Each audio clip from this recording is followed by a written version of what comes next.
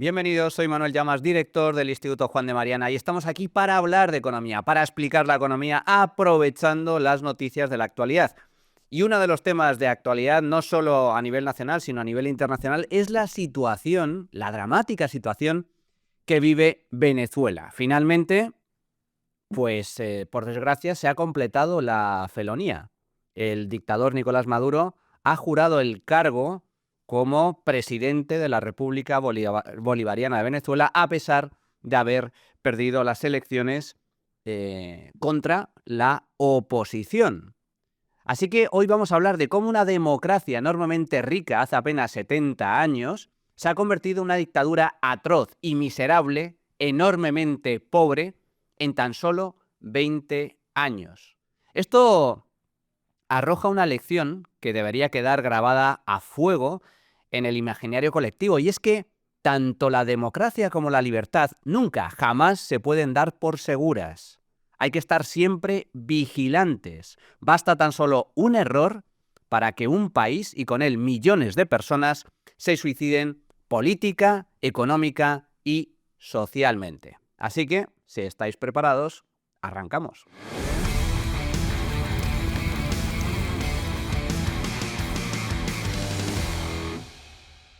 Nicolás Maduro se corona finalmente como dictador de Venezuela.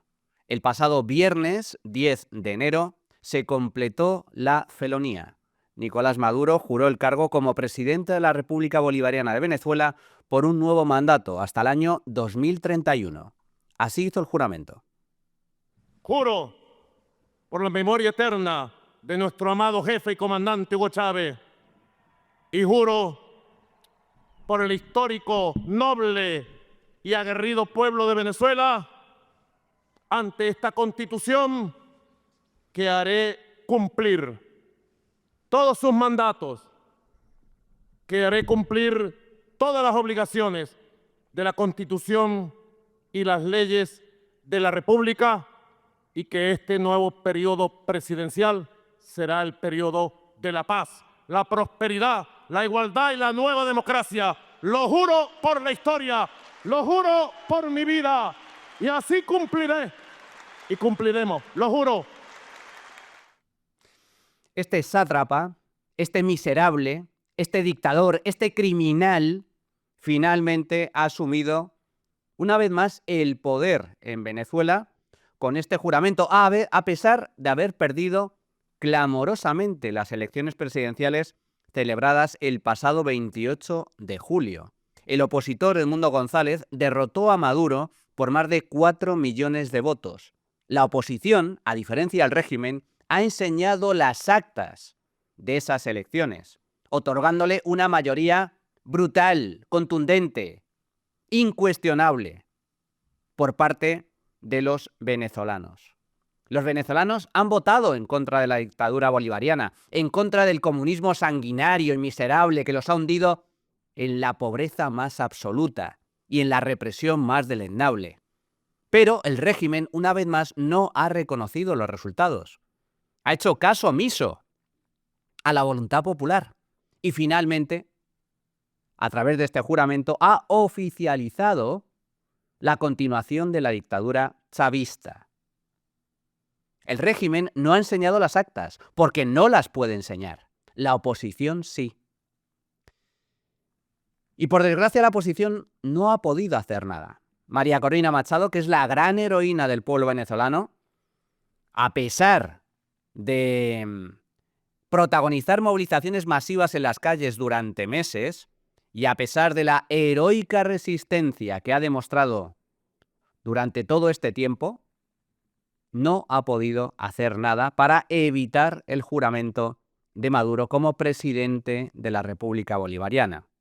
El único y legítimo presidente de Venezuela, el escogido por los venezolanos, Edmundo González, no pudo ni siquiera entrar en el país debido a que el régimen cerró por tierra, mar y aire las fronteras para, precisamente, evitar su entrada al país. A nivel internacional, el régimen dictatorial, chavista, no es reconocido absolutamente por nadie, salvo por dictaduras y también por partidos comunistas, por partidos totalitarios y liberticidas como Podemos y como Izquierda Unida, como los comunistas españoles.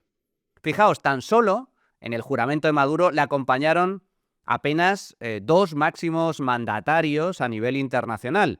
Uno, el dictador de Cuba, Miguel Díaz-Canel, y otro, el dictador de Nicaragua, Daniel Ortega. ¿Sabéis quién estuvo allí también? Juan Carlos Monedero, uno de los fundadores de Podemos, de esa basura infecta, totalitaria, comunista, que es Podemos. Y también estaba junto con Maduro el líder de Izquierda Unida, Manuel Pineda. Izquierda Unida que pertenece a Sumar. Sumar, partido que forma parte del gobierno de España. Esta es la basura de izquierda que tenemos en este país. La peor izquierda de todo el continente europeo y de todo Occidente. Eso es lo que tenemos en España ahora mismo gobernando. Fijaos, esto es lo que opina María Teresa Pérez, portavoz adjunta de Podemos en el Congreso, sobre Maduro y Venezuela. Es un país soberano y quien decide quién es su presidente son los venezolanos y las venezolanas en elecciones. Lo que no vamos a hacer es pues apoyar a la derecha más golpista y reaccionaria de América Latina como hace de manera absolutamente hipócrita el Partido Popular aquí, que se preocupa mucho por la democracia en Venezuela, pero le parece perfecto hacer negocios con países como Marruecos, que persigue activistas saharauis, o con genocidas como el Estado de Israel. Tampoco le preocupa que Repsol siga haciendo negocios en Venezuela, y tampoco le preocupa, por ejemplo, que en Estados Unidos vaya a ser presidente un presidente condenado, un delincuente. Por tanto, pensamos que es una hipocresía repugnante lo que hay sobre esta cuestión y no vamos a formar parte de ella. Bueno, esto es lo que es Podemos, echando balones fuera, desviando la atención cuando se le pregunta sobre el apoyo de su partido a Nicolás Maduro, a los chavistas, a la dictadura bolivariana. Pues lo que dice es que Maduro es un presidente legítimo, que ha sido escogido por el pueblo venezolano. No, no y mil veces no. Los venezolanos votaron en las urnas y votaron a favor de Edmundo González. Pero el régimen hizo caso omiso a los resultados. Y de hecho, insisto, ni siquiera han podido mostrar las actas de esas votaciones porque han perdido de forma contundente en esas elecciones. Y lo que es Venezuela, reconocido así por todo el ámbito internacional, excepto dictaduras sanguinarias, como la cubana, como la nicaragüense, a excepción de los totalitarios de Podemos y de los comunistas, todo el mundo reconoce que Maduro es un dictador y que Venezuela es una dictadura socialista. Y este es el caso de Podemos. Podemos apoyando a un dictador. ¿Y qué pasa con el Partido Socialista? Pues en el Partido Socialista digamos que hay dos almas. Por un lado, la que representa el expresidente José Luis Rodríguez Zapatero, mano derecha de Pedro Sánchez y firme aliado de Maduro y de los chavistas. Esto es lo que opina Zapatero. Es un demócrata. De diálogo. Es un demócrata. Ha ganado muchas elecciones. Bueno, Ganó la una última, desde elección. luego, no. La última está ahí, el debate. No, están las actas Y- que demuestran que ganó de calle. Bueno, o sea, mira, yo lo he hecho una y otra vez. No vamos a arreglar, desde luego, quienes tenemos que hacer una tarea en este sentido, por hacer, que no es mi posición de hacer ni de juicio electoral ni de órgano electoral. Hay un conflicto político antes de las elecciones, después de las elecciones. Dice Zapatero que Maduro ha ganado elecciones. ¡Mentira! No ha ganado ninguna elecciones. Dice que hay un conflicto político. ¡Mentira! Lo que hay es una dictadura que pisotea los derechos y libertades de los venezolanos, que impone su criterio en contra de la voluntad del pueblo venezolano y que ha convertido un país enormemente próspero en una pocilga de miseria, pobreza, corrupción y delincuencia. ¿Qué es lo que opina Felipe González, otro de los ex líderes del Partido Socialista? De ahí que haya dos almas dentro del PSOE. Pues González opina algo muy diferente a lo que opina Zapatero. Maduro acaba de hacer, aparte de todas las barbaridades inimaginables, porque este tipo siempre funciona con un efecto espejo. Llama terroristas a aquellos a los que aterroriza todo el tiempo. De que es una cosa tremenda. Dice, es un profesional que llama terrorista a los que se oponen a él. Ha matado a muchos jóvenes, ha detenido otra vez a un montón de gente, etc. Y los acusa a los otros de que no quieren la paz. No quieren la paz de los cementerios, y tú sí, la estás provocando, la paz de los cementerios. O sea, y Maduro se permite el lujo, además, de echar a una parte de las delegaciones europeas, reduciéndolas en el territorio. No se puede mover por el territorio ni esta embajada, ni esta. Es una burla. Vayamos. Sí, mucha gente lo... Bueno, ¿cómo se ha llegado hasta aquí? ¿Cómo es posible que Venezuela, otrora una democracia estable y un país enormemente rico a mediados del pasado siglo, se haya convertido en apenas 20 años de chavismo en una dictadura atroz y miserable, en un pozo de represión y de pobreza? Bueno, pues debido a un error histórico que cometieron los venezolanos, porque votaron a un indeseable como Hugo Chávez. Fueron los venezolanos los que auparon al poder a Hugo Chávez, que era un militar que intentó dar un golpe de Estado en el país, que fue condenado por ello, fue encarcelado y que, sin embargo, posteriormente fue indultado por un gobierno democrático de Venezuela.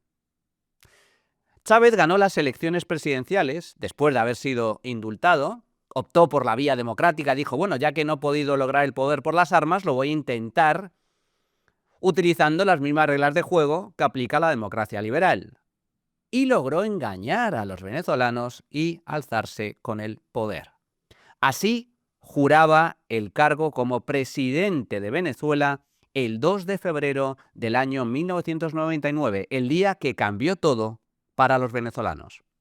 Juro delante de Dios, juro delante de la patria, juro delante de mi pueblo, que sobre esta moribunda Constitución haré cumplir, impulsaré las transformaciones democráticas necesarias para que la República Nueva tenga una carta magna adecuada a los nuevos tiempos.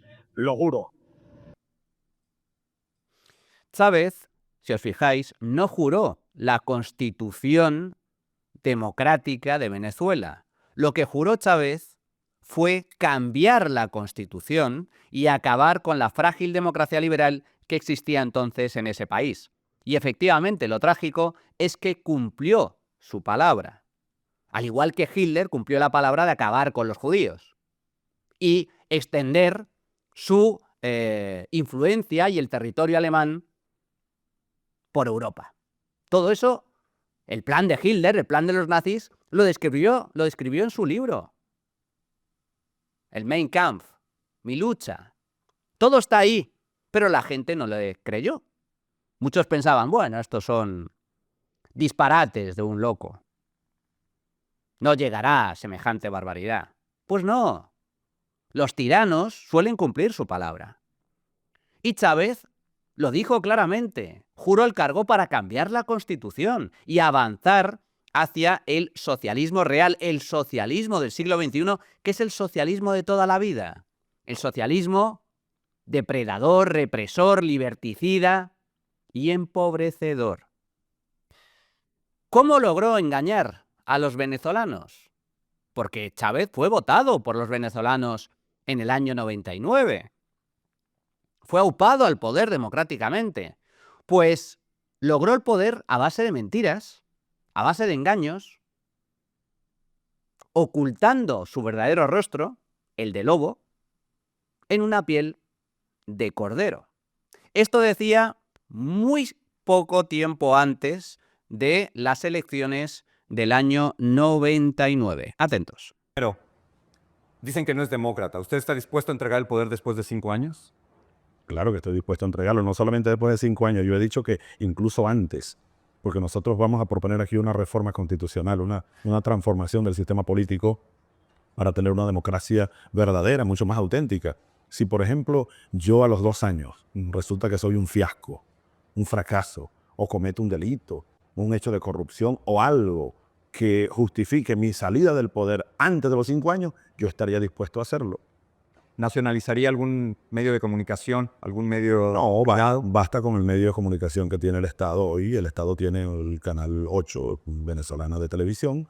Hay que repotenciarlo, ponerlo a trabajar en función de la educación nacional, de los valores nacionales.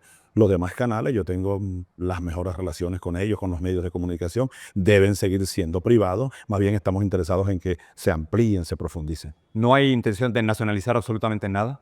No, absolutamente nada. Incluso hemos dicho, nosotros estamos dispuestos a darle facilidades aún más de las que hay a los capitales privados internacionales para que vengan aquí a invertir en las más diversas áreas: agricultura, agroindustria, petroquímica, industria gasífera, todo lo que es el desarrollo del país, que tenemos vea que tenemos un proyecto bastante ambicioso que necesitará de la inversión privada. Yo aprovecho para hacer un llamado a todo el mundo. Yo no soy el diablo.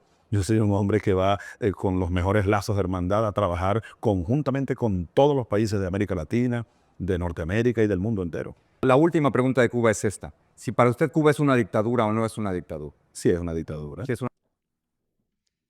Esto era Chávez. Antes de las elecciones en las que logró la victoria y se alzó con el poder, mentía descaradamente a toda la población. Yo no soy el diablo, decía.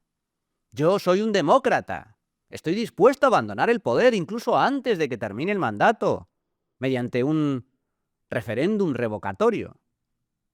Referéndum revocatorio que, por cierto, convocó y que lo utilizó de forma sibilina y maquiavélica para identificar a todos los opositores y liquidarlos, marginarlos de la sociedad, vigilarlos, señalarlos. Decía que él estaba a favor de la libertad de prensa, que no iba a acabar con la libertad de prensa, que bastaba con su canal público, el canal de televisión estatal, que no iba a expropiar ni a nacionalizar empresas y que Cuba era una dictadura. Mintió, engañó, manipuló para lograr la victoria electoral y conseguir su objetivo. No es el único. Lenin, el revolucionario, el sanguinario, el tirano Lenin, que llevó a cabo la revolución comunista en Rusia, no saltó con el poder gritando comunismo, comunismo. No, no, no. Lo hizo con otro lema muy diferente. Pan y paz.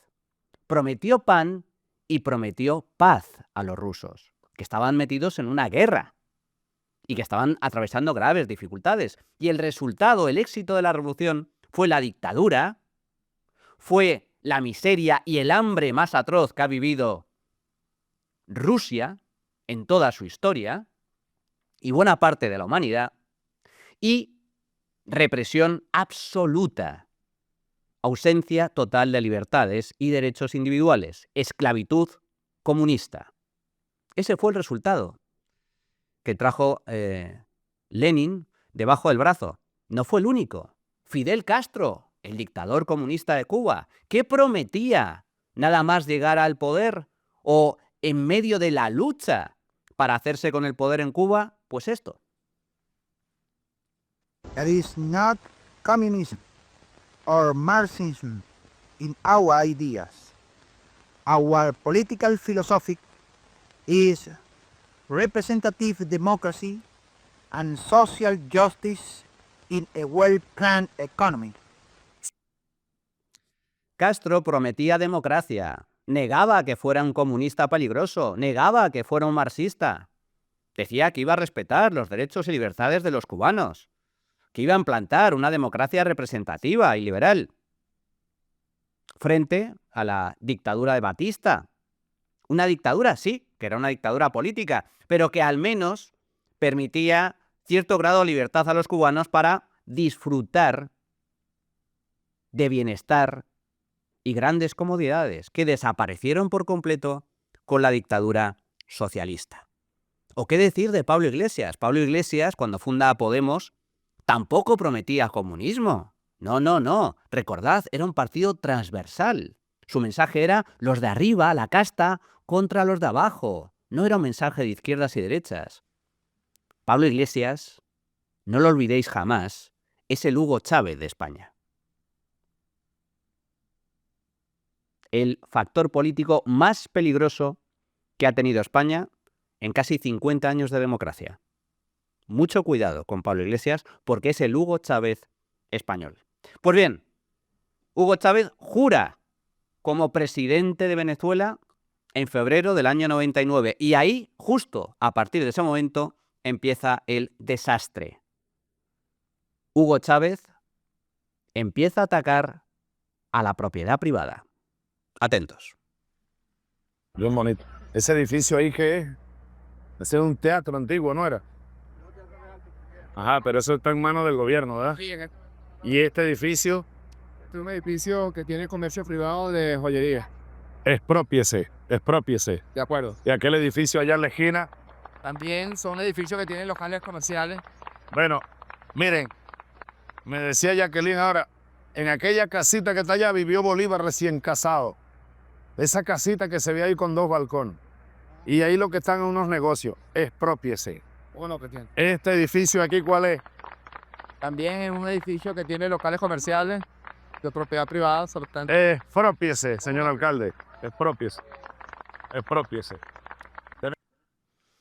El que no iba a nacionalizar empresas, el que negaba que fuera a expropiar propiedades ajenas, se dedicó a expropiar. Exprópiese, nada más llegar al poder. También amenazó a la prensa libre. Fijaos. No se va a tolerar aquí ningún medio de comunicación que esté al servicio del golpismo contra el pueblo, contra la nación, contra la independencia nacional, contra la dignidad de la República. Venezuela se respeta. Venezuela se respeta, decía Hugo Chávez, que traducido al mensaje real significa que el que me critique lo lapido. Se acabó la libertad de prensa y se acabó la libertad de expresión en Venezuela. Todos aquellos medios que sean críticos con mi liderazgo, con mi gobierno, con mi régimen, serán cerrados, serán clausurados, expropiados, y sus dueños y periodistas serán encarcelados y perseguidos. Y no solo atacó la libertad de prensa y a la propiedad privada, también, desde luego, atacó a la oposición, negando la posibilidad de alternancia política en el país. Así lo decía en su día. Yo creo que les conviene que gane Chávez. Piénselo bien, señores. ¿A ellos qué les conviene? ¿Una guerra civil? No les conviene a nadie. Si no gano yo, no gana nadie, porque yo no voy a dejar el poder. Como gane la oposición, estoy dispuesto a tomar las armas y llevar al país a una guerra civil. Este es Hugo Chávez.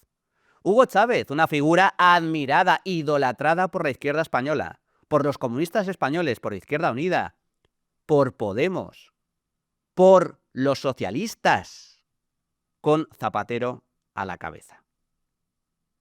Pues bien, año tras año, después de la toma del poder por parte de Hugo Chávez en el año 99, Venezuela se fue deslizando poco a poco hacia la pobreza y la dictadura. Por lo tanto, no hay nada nuevo bajo el sol. El chavismo colonizó todos los poderes del Estado en las 2 últimas décadas. Y Maduro, el actual dictador de Venezuela, tan solo completó el proyecto totalitario que inició en su día Hugo Chávez. Fijaos, tras la muerte de Chávez en el año 2013, y a pesar de haber perdido las elecciones celebradas en el año 2015, Maduro, ni corto ni perezoso, declaró el estado de excepción para arrogarse poderes extraordinarios. Paralizó un referéndum revocatorio impulsado por la oposición para evitar su salida de la presidencia. Llegó incluso a ilegalizar el Parlamento, que fue escogido legítimamente en las urnas por los venezolanos.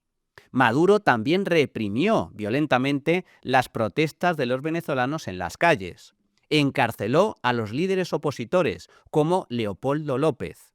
creó un parlamento paralelo, el suyo, el chavista, al margen de los mecanismos democráticos y constitucionales para seguir gobernando a placer. Y, por si fuera poco, amañó las elecciones para que tan solo los miembros y simpatizantes del partido de Maduro pudieran formar parte de esa particular asamblea. Por lo tanto, Venezuela no se ha convertido en una dictadura hoy, lleva siendo una dictadura desde hace muchos años. ¿Hay elecciones? Sí, pero ¿de qué sirven las elecciones si o bien son amañadas por el régimen o bien el régimen se niega a reconocer su derrota en las urnas, tal y como acaba de suceder? Las elecciones en Venezuela son una pantomima, un cuento inútil. No sirve absolutamente de nada. ¿Por qué? Porque la celebración de elecciones no garantiza en ningún caso la alternancia en el poder. El régimen se agarra al poder y no lo suelta, con independencia de lo que opinen y expresen los venezolanos en las urnas. También hay elecciones en Cuba o en Corea del Norte. También las había bajo la dictadura franquista. También se votaba.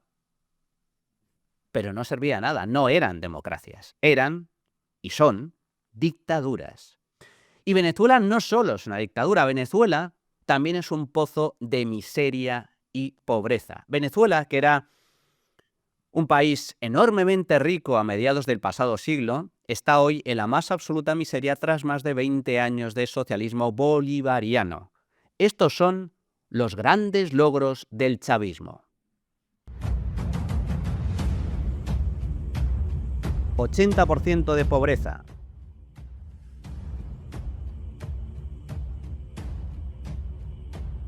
8 millones de venezolanos que han tenido que salir del país para buscar una vida mejor.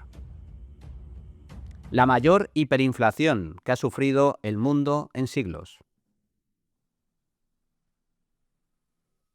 Una caída del PIB de casi el 80%. Hambre.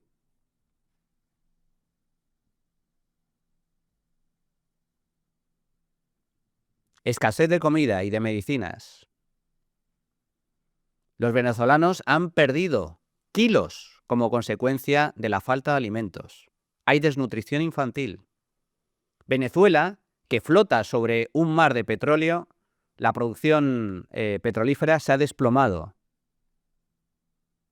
en los últimos años. La sanidad no existe, brilla por su ausencia. El sueldo mínimo es de apenas $3 al día.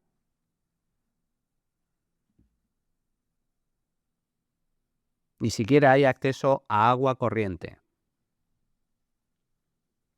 Apagones de luz constantemente. Uno de los países más corruptos del mundo. Sin infraestructuras básicas de ningún tipo. Elecciones fraudulentas. No hay democracia. La oposición es perseguida, condenada y encarcelada. La expropiación de empresas y de propiedad privada son la norma, son la regla. Venezuela se ha convertido en una narcodictadura en manos del régimen y de los militares. La prensa libre no existe. Hay miles de presos políticos, perseguidos por sus ideas, víctimas de torturas y asesinatos por parte del régimen. Y desde luego, inseguridad brutal. La delincuencia campa a sus anchas en las calles. Los funcionarios tienen sueldos de miseria.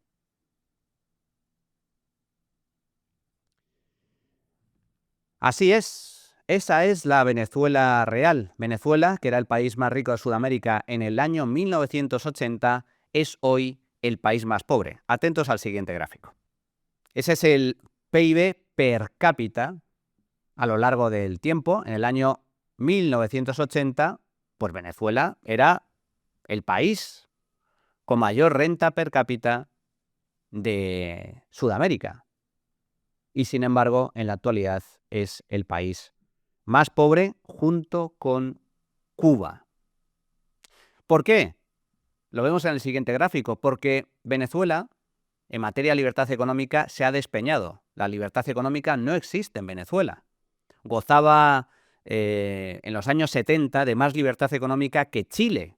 Chile, que es uno de los países más ricos de toda Hispanoamérica. Pues bien, la libertad económica en Venezuela se ha desplomado desde entonces, mientras que la libertad económica en Chile se ha disparado. Y la consecuencia es que Chile es hoy muchísimo más rica que entonces y Venezuela es hoy muchísimo más pobre que entonces. Fijaos en el siguiente gráfico. En el año 1998, Venezuela tenía un PIB per cápita en paridad de poder adquisitivo similar al de Argentina, Estonia y Polonia.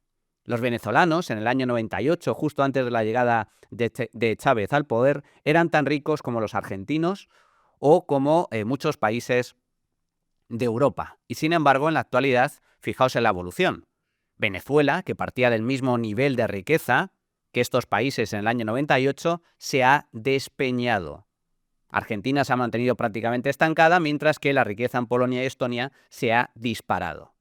Estas son las consecuencias de aplicar buenas y malas políticas. Fijaos también en el siguiente gráfico, a finales de la pasada década, a finales de los años 90, antes de la llegada del chavismo al poder, un venezolano promedio vivía 20 años más que un africano promedio. La esperanza de vida en Venezuela era 20 años superior a la que existía en África. 4 años más que la de un latinoamericano promedio. La esperanza de vida en Venezuela era similar a la de un europeo y 7 años más que la de un humano promedio en la Tierra.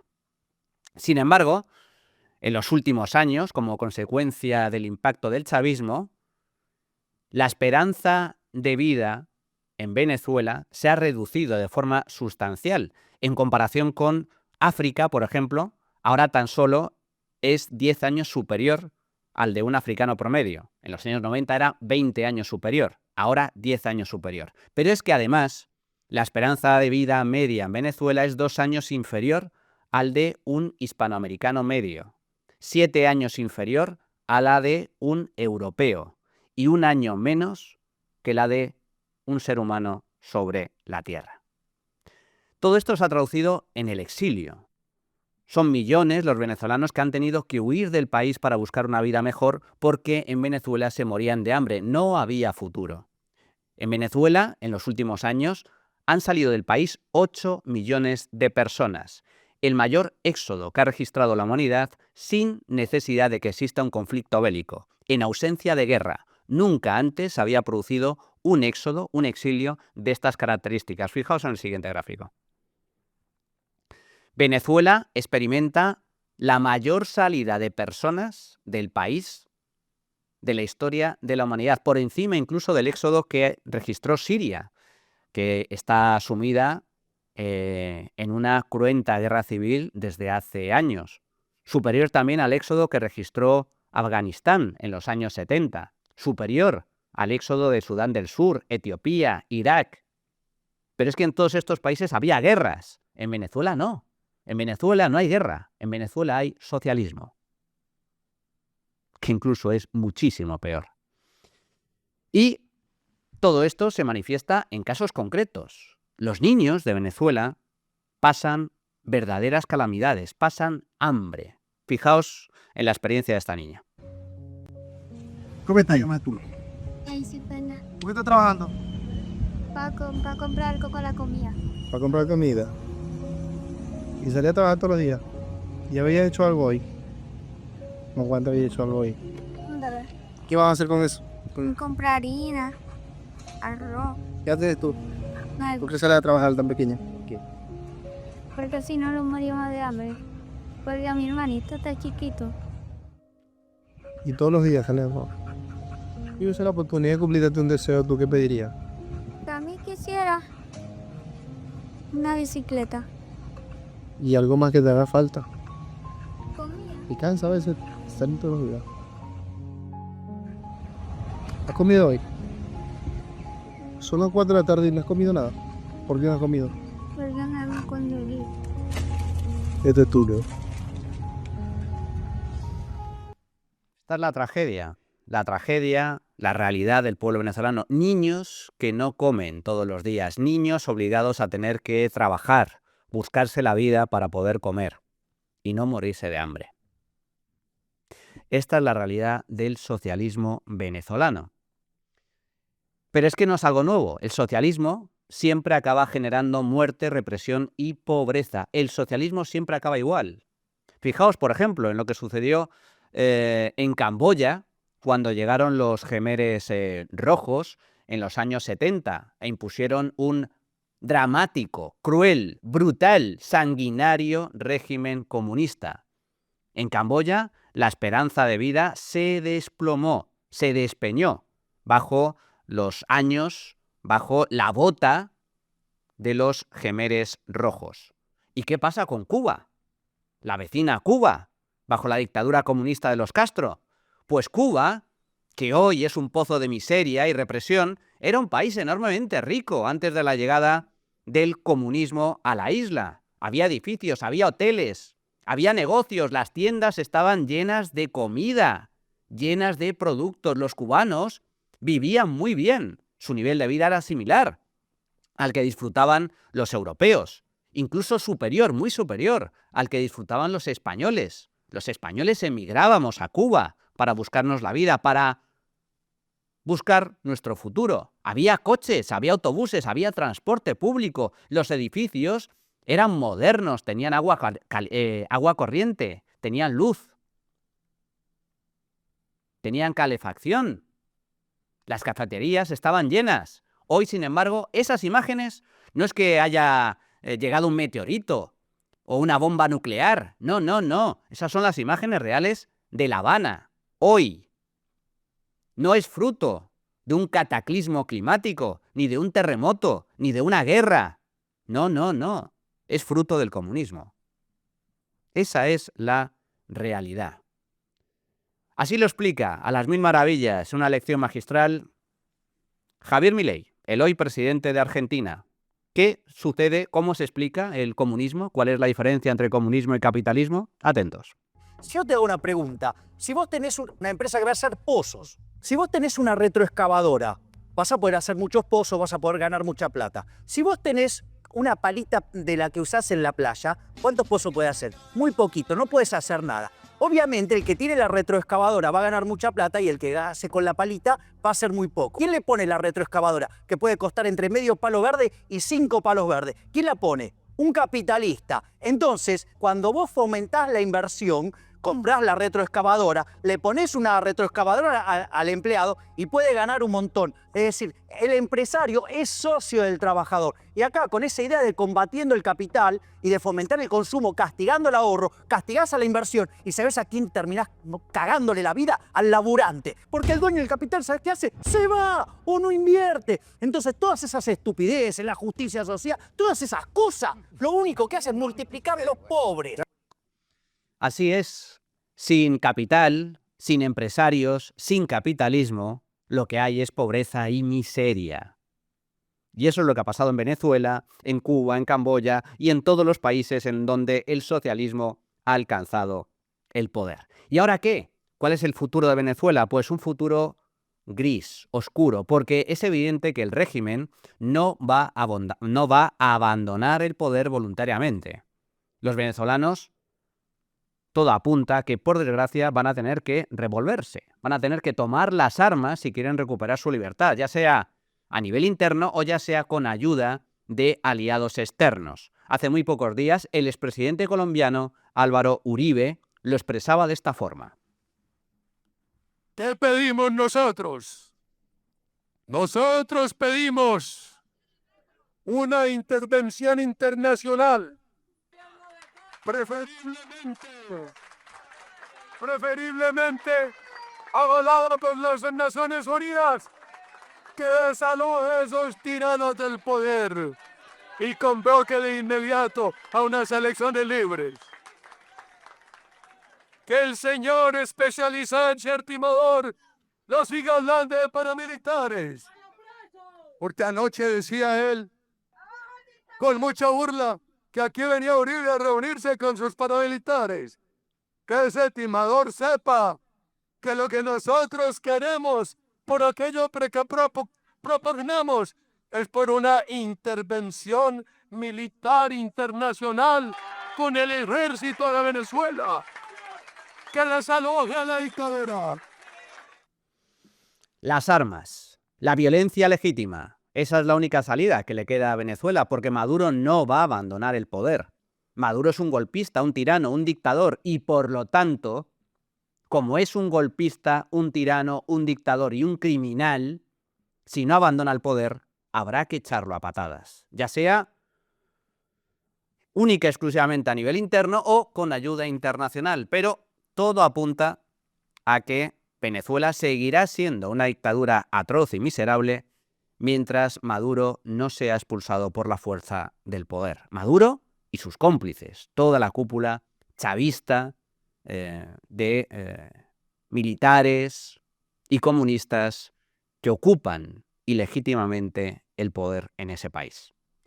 Para comentar la situación de Venezuela y cuáles son las perspectivas a corto y medio plazo, vamos a contar con la opinión, el análisis de un experto en la materia. Bueno, pues para hablar de la situación de Venezuela después de que se haya formalizado oficialmente pues el juramento de Nicolás Maduro como dictador de Venezuela hasta el año 2031, en este nuevo mandato, contamos con la opinión de un experto, un gran conocedor de la actualidad y la política venezolana. Se trata de William Cárdenas, que es abogado y exdiplomático de Venezuela. ¿Qué tal, William? ¿Cómo estás? Hola, buenos días. Muy bien, Manuel. Muchas gracias. Bueno, un placer que estés con nosotros. La primera pregunta, ahora que se ha consumado finalmente la dictadura bolivariana en Venezuela, aunque esta existe ya desde hace muchos años, pero después de que se haya producido esta falta de reconocimiento del resultado electoral por parte de Maduro y que la dictadura continúe, ¿qué le espera a los venezolanos? ¿Cuál es la salida, si es que hay salida? Bueno, en primer lugar, comentar lo siguiente, ¿no?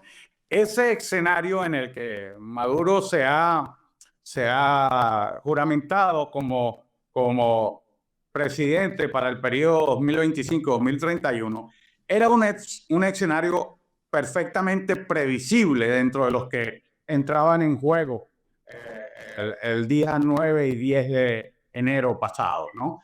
Lo cierto es que con esa juramentación lo que se produce es el perfeccionamiento del delito del fraude electoral cometido por Nicolás Maduro y que lo coloca en una condición de dictador y carente de cualquier legitimidad, cualquier tipo de basamento jurídico que le permitiera oponer inmunidades o beneficios que ya no le corresponden. Ahora, lo dice perfectamente, no cambia, no varía en gran medida la situación que teníamos antes con la situación que tenemos ahora,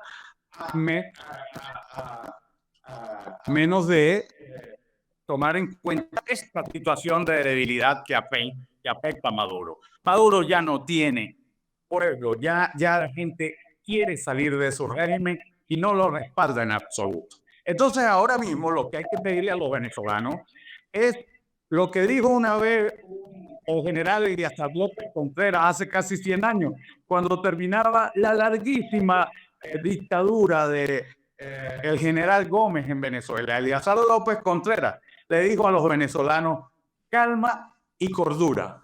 Vamos hacia un proceso que nos va a permitir tener una democracia con respeto y con libertades. Ahora mismo lo que tenemos que tener es mucha serenidad, no caer en desconcierto ni en confusiones. Yo he estado mirando con preocupación algunos ataques que se están produciendo desde la oposición venezolana contra la Corte Penal Internacional y su fiscal, Karim Khan, que es una de las prácticamente la única institución internacional que ha ayudado a los venezolanos y que ha colocado el proceso, el caso Venezuela 1 por crímenes de lesa humanidad, al punto de que el próximo paso será que se dicten órdenes de captura contra los responsables de esos crímenes. Entonces, no se puede perder el objetivo. El objetivo es derrocar al régimen. Si nos apuntamos a esta historia de atacar a la Corte Penal Internacional, simplemente nos estamos poniendo al lado de Nicolás Maduro y su banda de criminales, que son los que están interesados en desplazar a Karim Khan de la Fiscalía de la Corte Penal Internacional. O sea que hay que tener calma, hay que tener serenidad y no cometer errores. Por ahí hay una solicitud de recusación contra Khan, argumentando lo de su cuñada, que su cuñada no forma parte del equipo de abogados del gobierno de Venezuela. Y simplemente lo que están haciendo con esos ataques y esa recusación es ponerse del lado de los intereses de los criminales del gobierno de Venezuela, de los delincuentes. Entonces hay que abandonar todas esas aventuras, tener paciencia, que Venezuela va hacia la democracia. Vamos a rescatar. Yo creo que va a ser más temprano que tarde, ¿no? William, ¿qué opinas? Porque es evidente, Maduro todo apunta a que no va a dejar el poder por voluntad propia, de forma voluntaria. Por lo tanto, aquí además se produce un cambio de escenario en el cual Donald Trump va a ser investido como presidente de Estados Unidos la próxima semana y además ha designado como responsable de política exterior a Marco Rubio, cuyo mensaje es muy claro en contra de las dictaduras socialistas de Venezuela, de Cuba. ¿Crees que de alguna forma la llegada al poder de Trump puede facilitar, debido a su presión, incluso a la amenaza directa por parte del gobierno de Estados Unidos, que pueda forzar de algún modo la salida de Maduro y la caída del régimen? Bueno, en esta oportunidad hay algunos signos como esos que estás comentando, ¿no? La presencia de Marco Rubio, por ejemplo, que nos indica que la conducta va a ser mucho más rígida y fuerte, la conducta del gobierno de los Estados Unidos frente a esta dictadura. De hecho hay una situación que llama mucho la atención, ¿no? El presidente electo, Edmundo González Urrutia, está invitado para la toma de posesión el próximo lunes del presidente Donald Trump. O sea, son evidentes señales de que va a haber una posición mucho más radical que la que se llevó a cabo en el anterior gobierno de Trump. Pero yo soy un hombre de leyes, a mí me gusta el derecho y creo mucho en la justicia, ¿no? Y me cuesta mucho pensar en salidas como la que se comenta de grupos de mercenarios que puedan ir a Venezuela o de intervenciones militares que cuesta mucho obtener los consensos para que se pueda producir algo así. Yo creo más en la justicia y que si se dictan las órdenes de captura, serán las Fuerzas Armadas las que deberán demostrar que tienen valor suficiente para cumplir con las obligaciones que les establece el Estatuto de Roma, colaborar con la Corte Penal Internacional, detener a los responsables de los crímenes y llevarlos a la ONU. O sea, ahí tenemos un escenario muy serio. Se ha trabajado durante muchísimos años. Yo tengo 22 años trabajando en este proceso que casualmente empezó aquí en la Audiencia Nacional de Española y desde aquí fue repetido a la Fiscalía de la Corte Penal Internacional. O sea, yo creo que estamos ante un desenlace que se va a producir más temprano que tarde y los venezolanos lo que tenemos es mantener lo que digo de hacer contra hace casi 100 años, ¿no? Mantener calma y cordura. Ojalá algún tipo de revuelta interna por parte de los militares para detener a Maduro y a sus cómplices, que efectivamente pesan sobre ellos, no solo una orden de busca y captura por parte de la Corte Penal Internacional, sino que también una recompensa de hasta 25 millones de dólares por parte del gobierno norteamericano. Última pregunta, William. España juega un papel muy relevante en todo lo relacionado con Hispanoamérica. Somos primos hermanos. De hecho, la Unión Europea se guía por las directrices que marca España en materia de relaciones y política con muchos países hispanoamericanos. Lo que diga España es lo que finalmente acaba sucediendo a nivel europeo, es lo que acaban aceptando el resto de socios comunitarios. ¿Cuál es el papel que desde tu punto de vista está jugando aquí el gobierno de Pedro Sánchez? Porque Pedro Sánchez se niega a reconocer la victoria y, por lo tanto, la legitimidad de Edmundo González como presidente electo de Venezuela. Está siendo muy tibio a este respecto y aún más tibio, por no decir directamente cómplice, es Rodríguez Zapatero, que incluso se niega a decir que Maduro sea un dictador, lo califica como demócrata. ¿Qué opinas al respecto? Bueno, en este caso,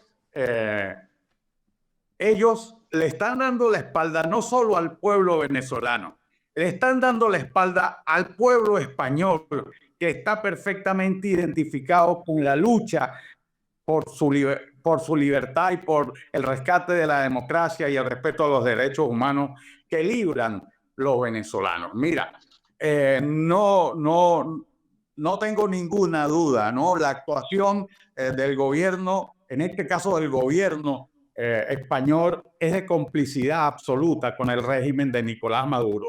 Hay probablemente una cantidad de negociados en los que ambos funcionarios de ambos gobiernos están involucrados, y eso inhibe por completo la actuación del gobierno español. Todo lo contrario, lo que hace es favorecer a la dictadura de Nicolás Maduro. Hay pedido que en la Unión Europea se reconociera a Edmundo González como el presidente electo de los venezolanos. Lo que sí hizo el Parlamento Europeo, lo que sí hizo el Parlamento Español, pues no se ha podido hacer en España porque Pedro Sánchez ha seguido el dictado de José Luis Rodríguez Zapatero y ambos han estado manejando esto en permanente alianza con Nicolás Maduro y los criminales de la humanidad. Yo creo que a esta altura debería darles vergüenza, ¿no? De mantener, no solo vergüenza, es que están rayando en el límite del colaboracionismo, ¿no? Por la actitud que tienen complaciente y cómplice con la dictadura venezolana. William Cárdenas, abogado, ex diplomático de Venezuela, muchísimas gracias, fuerte abrazo, y como bien sabes, desde aquí todo nuestro apoyo al pueblo, a los hermanos venezolanos. Muchas gracias, fuerte abrazo. Lo sé, Manuel, muchísimas gracias y pronto podemos tener buenas noticias. Ojalá, ojalá. Bueno, pues hasta aquí el programa de hoy. Espero que les haya gustado. Antes de nada, agradecer a nuestro patrocinador Primor por su apoyo y a todos los socios del club de B1. Si todavía no sois socios, ya estáis tardando en haceros para apoyar la prensa libre, independiente y crítica con el poder político, sea del color que sea. Nosotros estamos a favor de la libertad, en contra de los abusos, los despropósitos de los políticos. Vengan de donde vengan. Si te haces socio anual, además, tienes un mes gratis. Como digo, muchas gracias, despierta, que no te engañen y recuerda, si quieres defender la libertad, si quieres defender tu libertad, súmate al Instituto Juan de Mariana. Hasta la próxima, amigos.